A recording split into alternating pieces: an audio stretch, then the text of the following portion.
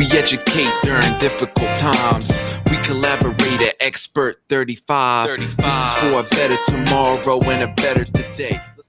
All right, good morning, and we're here live at Expert35. Again, every year, every episode is going to have 35 different industries, an expert from a different industry. Today we have appraisers, but later on we're going to talk about electricity, how to choose your plan. We're going to talk about restaurants reopening. We're going to talk about the restaurant industry.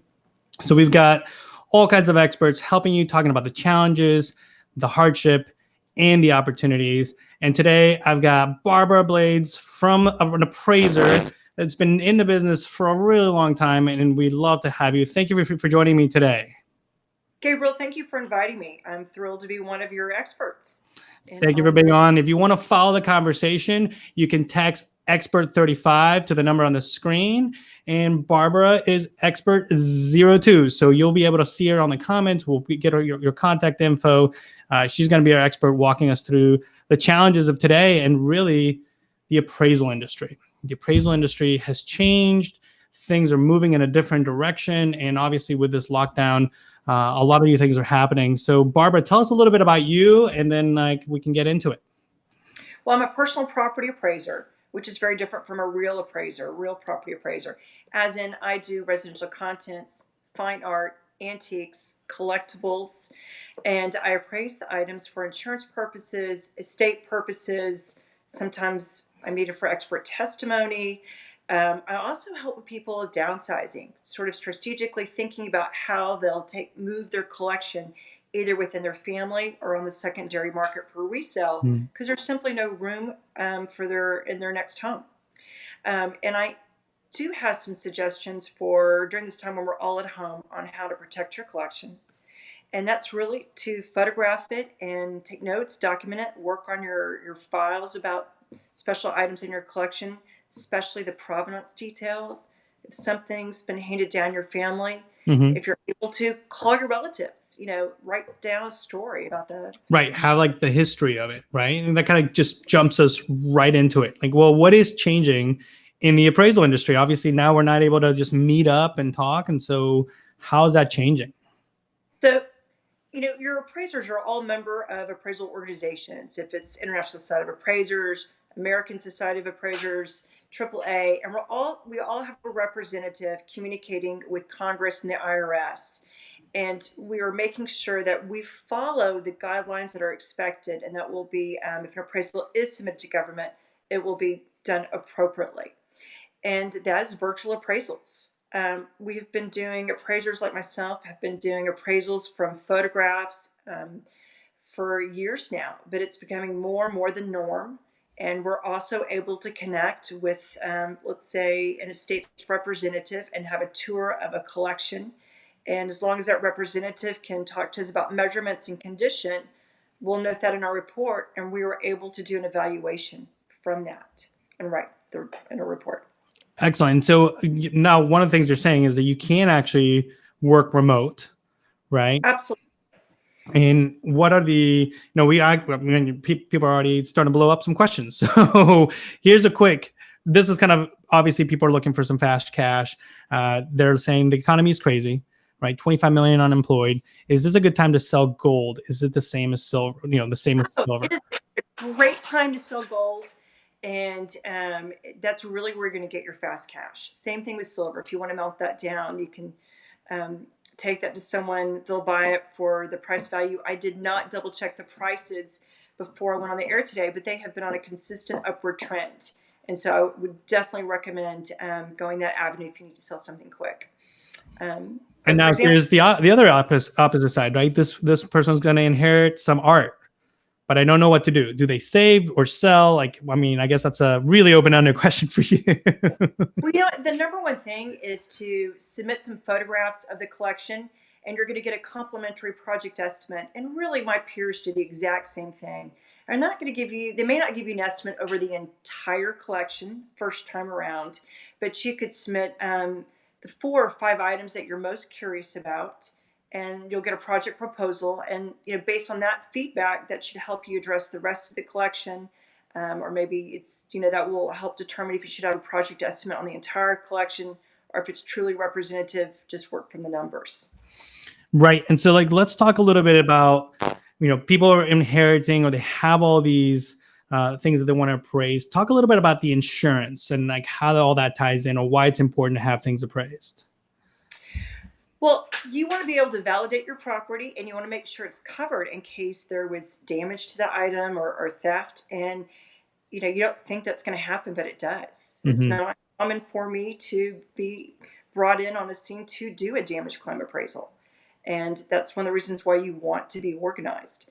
Earlier I said this is a good time to document your items. Well, maybe you're not ready to come to my services, but you can prepare your home contents. So if something happens, you have a work file to bring to me to write a retrospective appraisal. And that's why I made that recommendation. If you're inheriting a lot of items and you're not able to really keep all of them, this is where you can hire me to come in and do a verbal appraisal.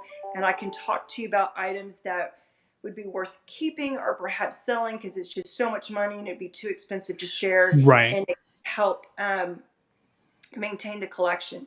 There's something else I like to share with my clients, and that is it's okay to let go of the item. It's okay to sell some things that you've inherited and maybe take that money and buy something that your parents or your grandparents would have wanted you to have that joy in spending it.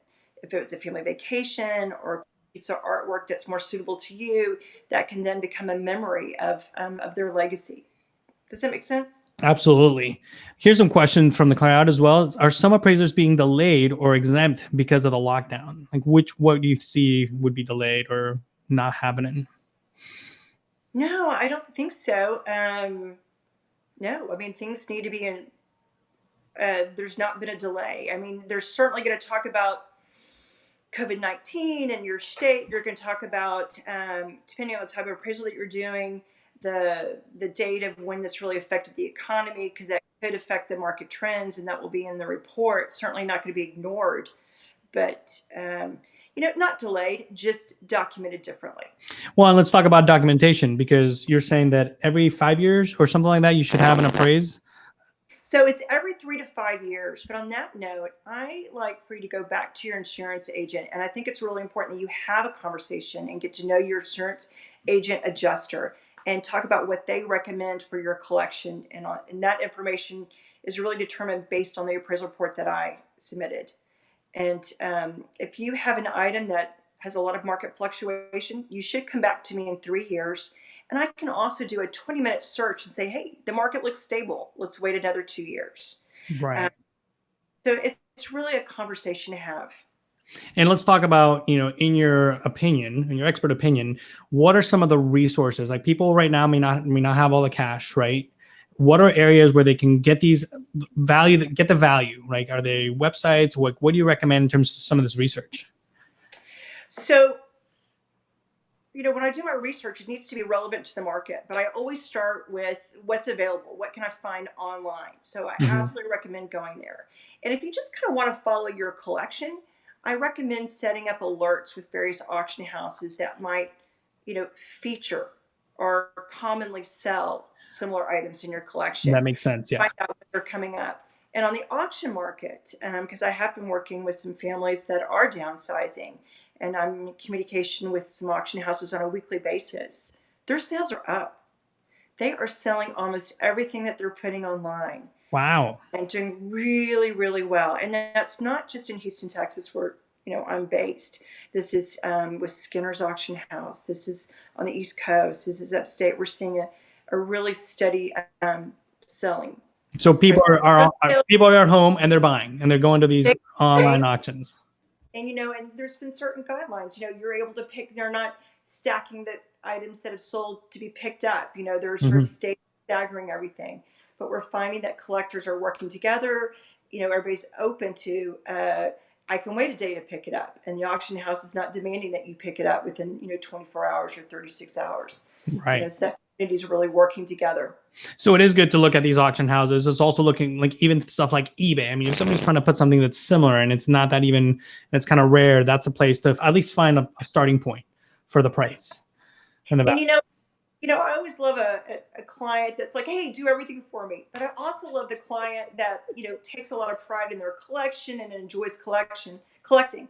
And when they do their research, if they share it with me, then I'm able to build off their research and provide them with more information in a short time frame, and it's not as expensive. Right. So I do encourage people that when they do collect, if they know their collection or they've just done some research on their own, to share that with the appraiser so that they can build off of it and do more work in a shorter period of time. And this is a really timely question, is saying, how can I make sure the person I'm working with has the expertise? You need to ask them. And I always recommend talking to more than one appraiser. And I also believe working with who you feel comfortable with. And I love to work. I love my jobs, but I may not be able to do the job in a certain time frame. Then I'd love for you to go to one of my peers. There's a lot of great appraisers that are in the same industry, work in the same field that I do as a generalist, and can be very supportive. It's You are required, an appraiser owes that to their client, to be honest about their skill set and their background. So to address that with your appraiser, ask them if they have appraised similar items.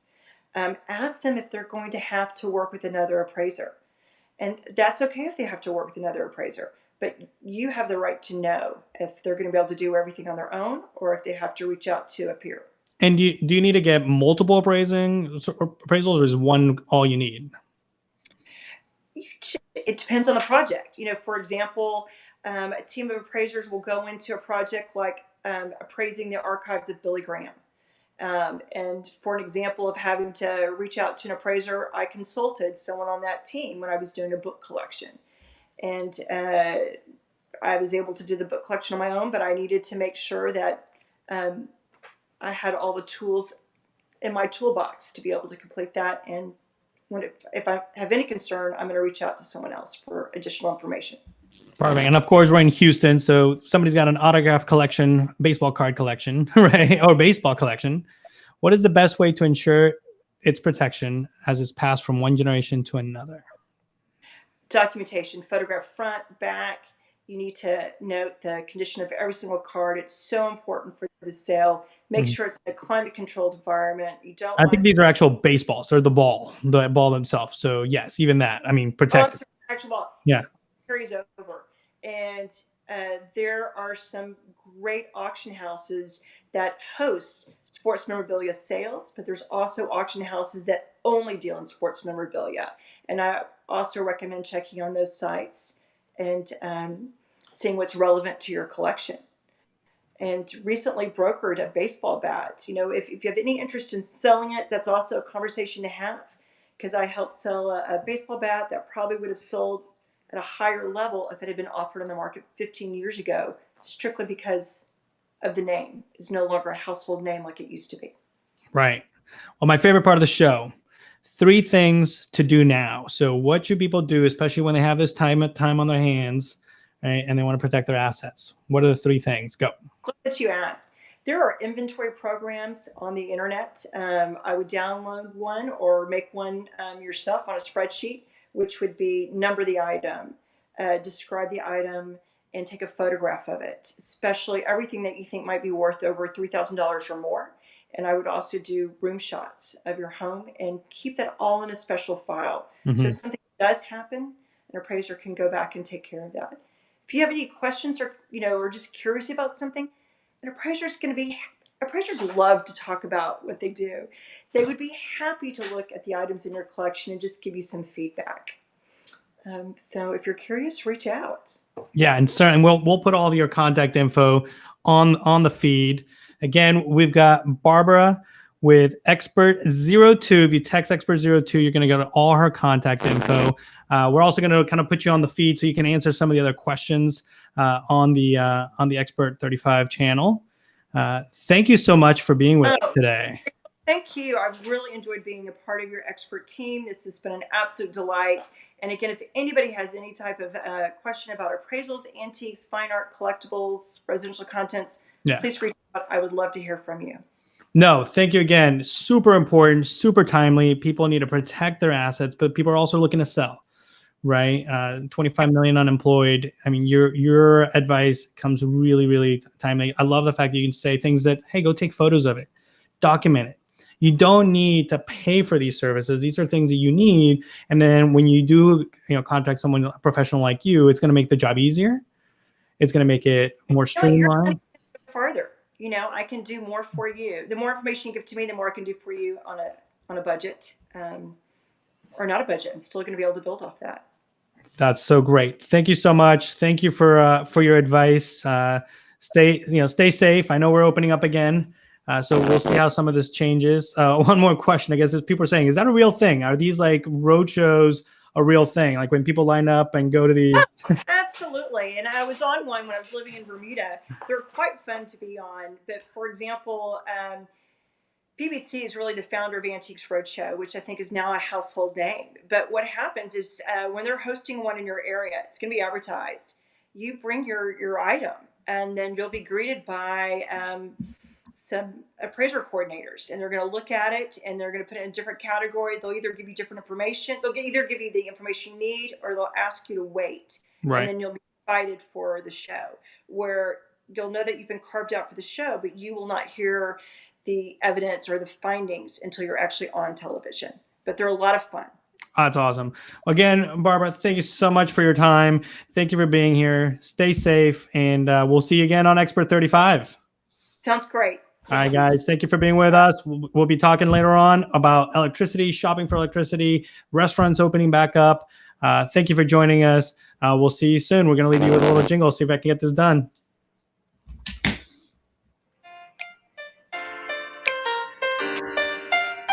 We educate during difficult times. We collaborate at Expert35. This is for a better tomorrow and a better today. Let's come together, and together we will find a way.